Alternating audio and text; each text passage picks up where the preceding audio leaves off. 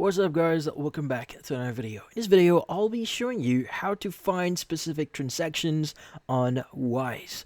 So you might be looking for a way to find those transactions that you may want to view. So let's just say you already have a lot of transactions in your account here. How do you find them? Well, this one is actually pretty easy. So first is first is you want to open up the Wise app here and you want to go to the transaction section.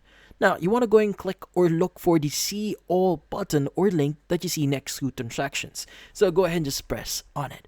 Now, from then on, you want to go ahead and just basically look, or in this case, look for the transaction that you want to find.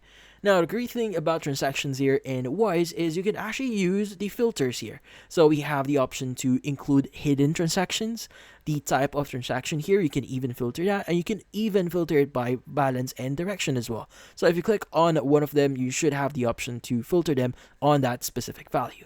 But if you want to search specifically for a name, let's just say a name here, or a user that sent some money to you, you can go and just click on the search icon that you see at the top right of your screen, or the magnifying glass.